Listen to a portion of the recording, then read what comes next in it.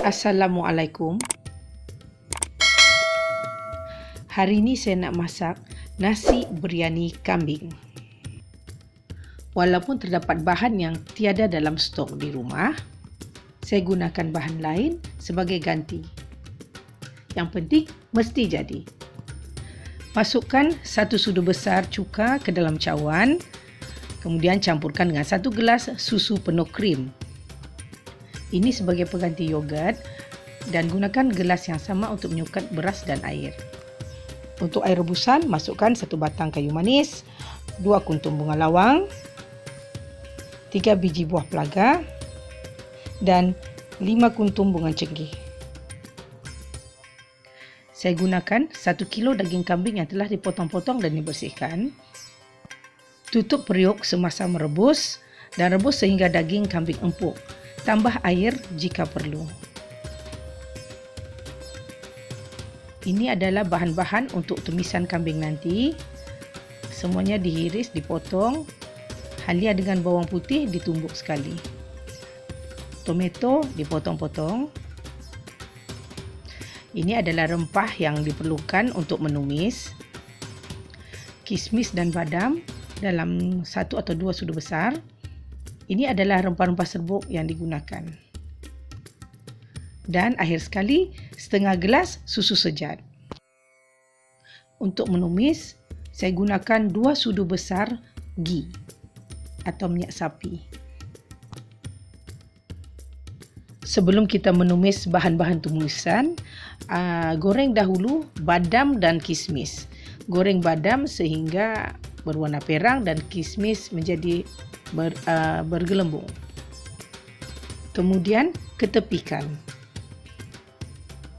Menggunakan minyak yang sama, tumis daun bay dan rempah 4 sekawan sehingga naik bau. Kemudian masukkan bawang bombay dan tumis sehingga warna keperangan. Kemudian masukkan halia dengan bawang putih yang telah ditumbuk tadi. Tumiskan sebentar. Kemudian masukkan semua rempah serbuk-serbuk rempah tadi ke dalam bahan tumisan. Masukkan sedikit air untuk mengelakkan bahan tumisan hangus.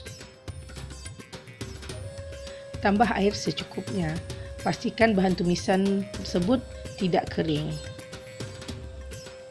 Tumis sehingga pecah minyak dan tambah lagi air sekiranya kita dapati bahan tumisan tersebut kering untuk mengelakkan dia jadi hangit.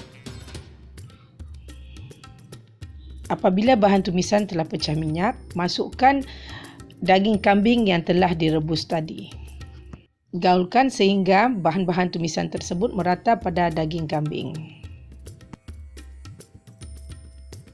Kemudian masukkan campuran cuka dengan susu yang telah kita campur pada awal-awal tadi. Ini sebagai pengganti yogurt ya, sebab selepas PKP saya tak jumpa yogurt dijual di pasaraya. Kemudian masukkan susu cair dan setengah cawan tadi, tapi saya dah tambah dengan air untuk genapkan jadi 1 cawan.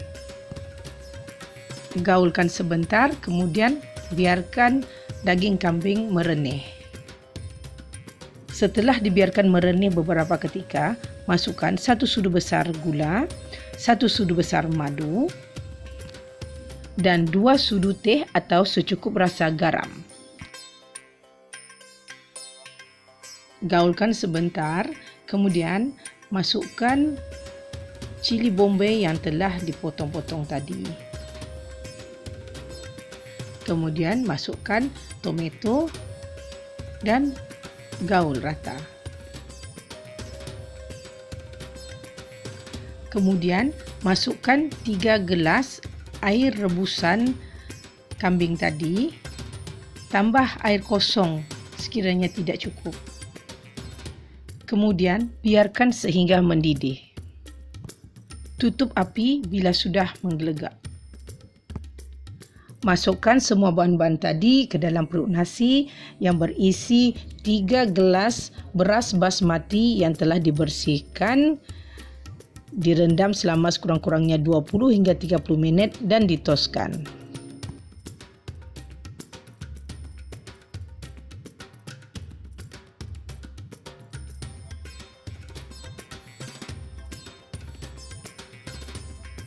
Masukkan 2 sudu teh garam.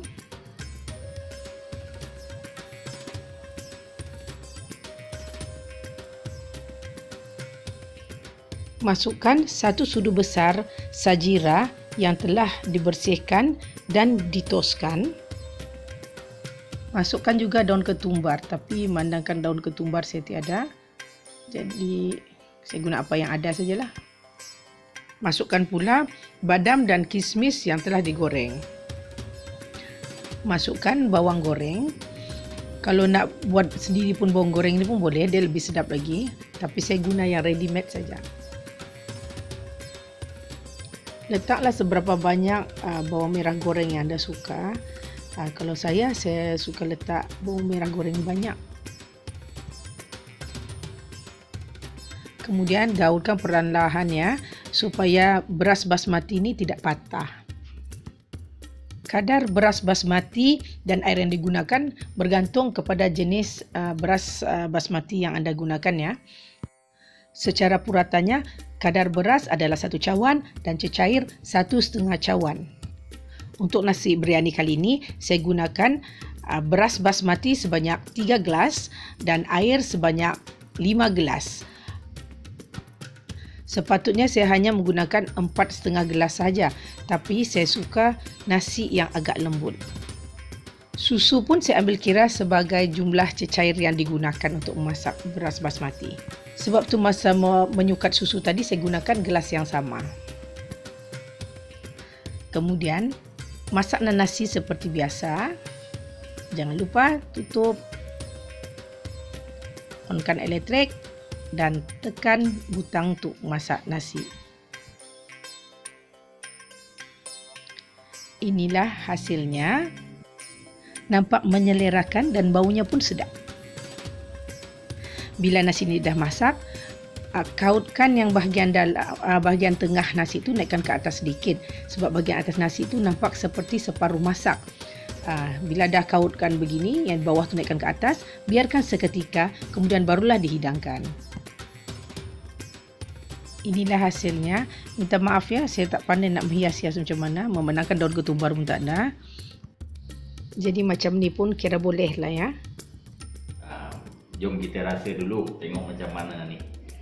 Okey. Makanan hari bapa. Bismillahirrahmanirrahim. Allahumma barakatan rizqan halalan thayyiban wa rahmatan. Allahumma barik lana fi ma razaqtana wa qina azabannar. Bismillahirrahmanirrahim. La yadurru ma'asmi syai'un fil ardh wa la fis samai wa huwas samiul alim. Amin. Kita rasa nasi dulu. Rasa nasi. Lembut. Kambing. Sedap. Cukup rempah. Kita rasa tengok dengan dalca. Acar.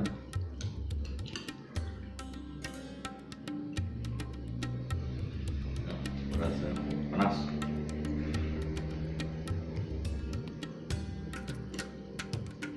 Kambing sikit.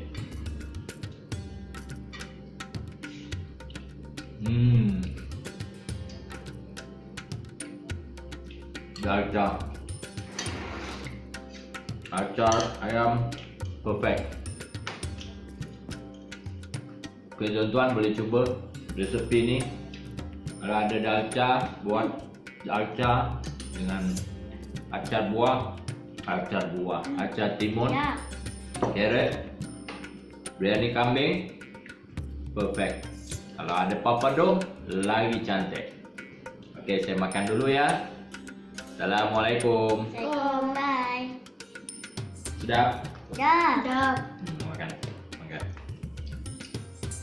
Walaupun nasi biryani dah dimakan separuh periuk, saya sempat turun ke bandar dan beli daun ketumbar. Saya rasa tak sah nasi biryani tanpa daun ketumbar. Setakat ini perkongsian saya. Saya harap rakan-rakan dapat mencuba resepi ini. Okey, Assalamualaikum. Sampai jumpa lagi.